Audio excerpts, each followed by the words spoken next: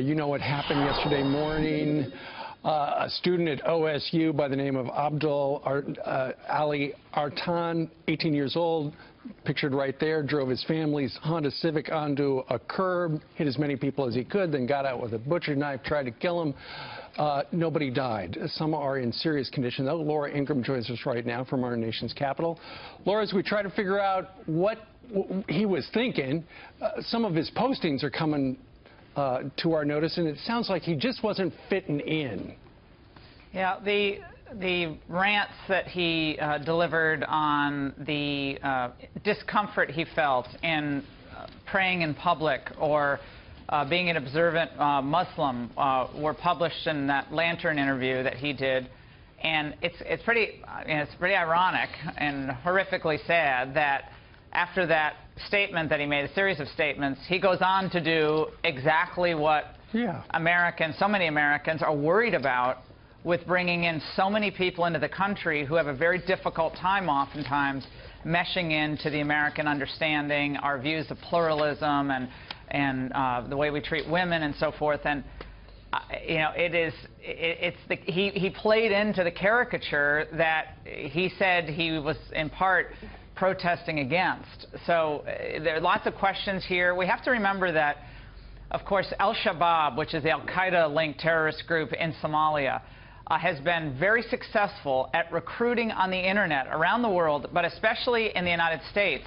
We have that terrorism trial, of course, in Minnesota. We had that American Somali who was involved in that suicide bomb attack a few years back in Somalia. So this is a problem that we have to confront. Doesn't mean that all Somali Americans are bad people or they support this. Of course not. But if this is a terrorism instance, another instance of terrorism, does it not compel us to re-examine how we vet or can vet people coming into the United States? You just wonder if the tone will change in this country. If you say things like that for the last 8 years, people think, well, that's just an American being intolerant to the plight of others.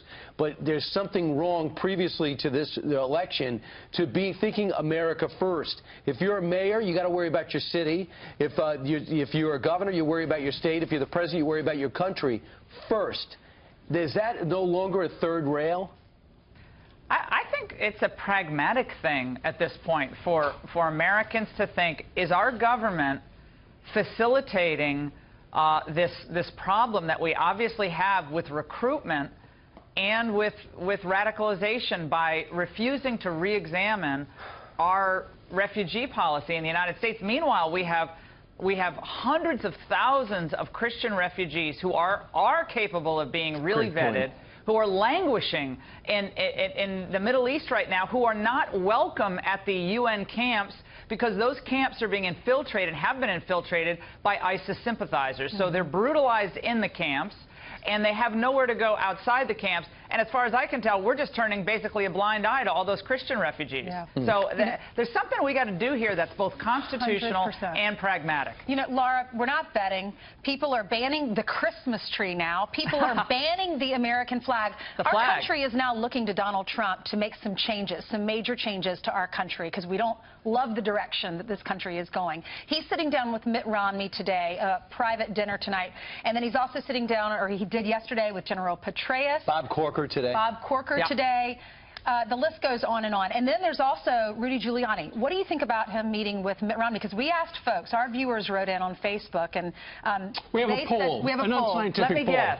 I mean, Rudy was by a the lot. highest. Rudy's in the 50s, David Petraeus then in the 30s. Somebody else has about 10, and Mitt Romney had 5 or 6%. I'll say this. It's interesting to go back and look at what Romney's substantive positions were in 2012 on both China trade and on the issue of immigration. On those two issues that are really the tentpole issues for Trump's victory, and also his anti-PC stuff, which was so great.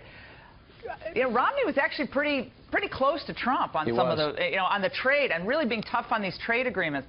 And on immigration, he talked about self-deportation. He was ridiculed for that, but enforcement especially, he was great on that.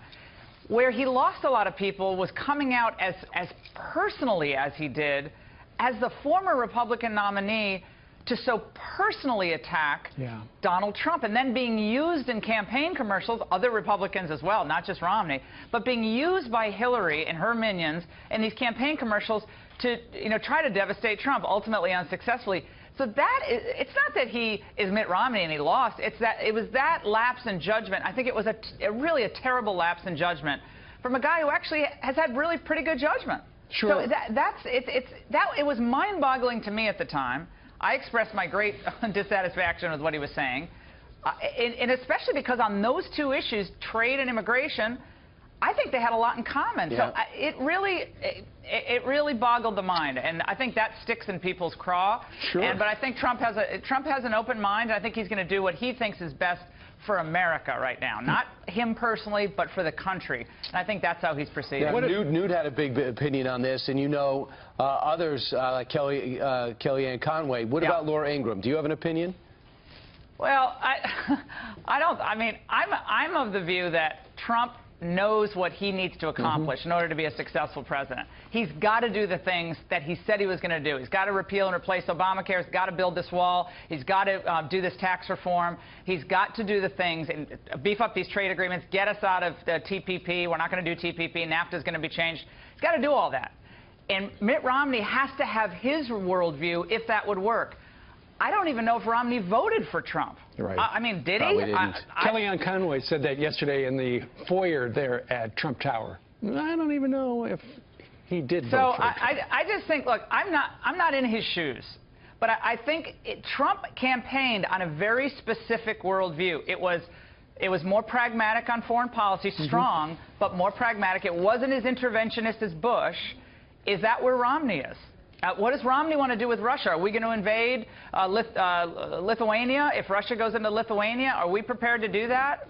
Okay, we should talk about that because I think that would probably surprise a lot of the Republican voters who supported Donald Trump. Somebody else who's got a different portfolio completely is General David Petraeus, and he met with the president-elect yesterday. There he is coming in with Anthony Scaramucci. Yeah, indeed. Here's the question. He got in a lot of trouble because he did something really dumb. He showed his girlfriend his secret password and all that stuff. When you're looking at David Petraeus, who did something dumb that way, Mitt Romney, who did something dumb in coming out so strongly against Donald Trump, if that's your Sophie's choice, what do you choose? Sophie? Yeah. Well, I think in the end we have to have a clearing of the air here. We have to know that Trump's Secretary of State is going to support his views on the Middle East, our dealings with China, our dealings with Mexico. Our relationship with Mexico has to improve, and pragmatically so. And I don't know what Petraeus thinks about these issues. This is why Trump is behind closed doors with all of these men, and who knows, maybe there will be a woman who comes along. And I think he's taking it all in. He's had pretty good judgment when it comes to picking his cabinet. I think it's been pretty strong.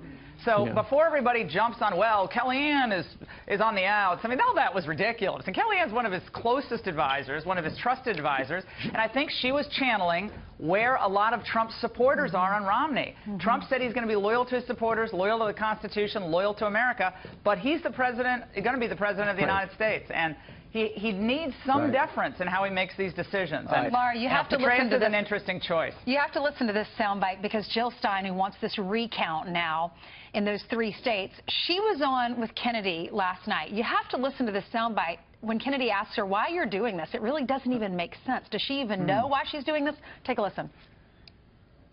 There is no evidence until you look for it. That's the thing about hacking into our voting system. The Democratic Party database hacked into, right? We saw private emails hacked into, and we saw the voter database hacked into in Arizona, Illinois. That's proven. This is not conjecture. Wouldn't you agree that in order to hack into something, you have to be connected to the internet?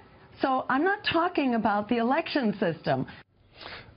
She's not talking about the election system. Talking about? Right. What? And First Kennedy, of all, that was genius because Kennedy made the point, these voting machines are not hooked up to the internet. The tinfoil hats, you know, you have a greater chance of spotting Bigfoot and the Loch Ness Monster today than to find any real shred of evidence that Jill Stein was going to be president of the United States, or that somehow Donald Trump was not the duly elected president of the United States. This is all a distraction. Hold up the shiny object. Hope people look at that. Yep. And, you know, Soros, you know, has funded these efforts before. We'll find out more about who's funding these efforts now instead of, you know, not just the private contributions. But this is quite something from a Democrat Party who claimed that Donald Trump wasn't going to accept the election results. Totally hypocritical. But I think if Donald Trump is very smart, as you say he is, he'll make Laura Ingraham an offer to join. That's what do I got to be with you every Tuesday? That's right. Besides, you're busy. Oh, you can still do that. You're running Life Z, and you've got to go do a radio show in 45 minutes. My kids. I give advice all the time. Who takes it? You know, come on. Laura, thank you very much. Thank you, Laura. Good to see you.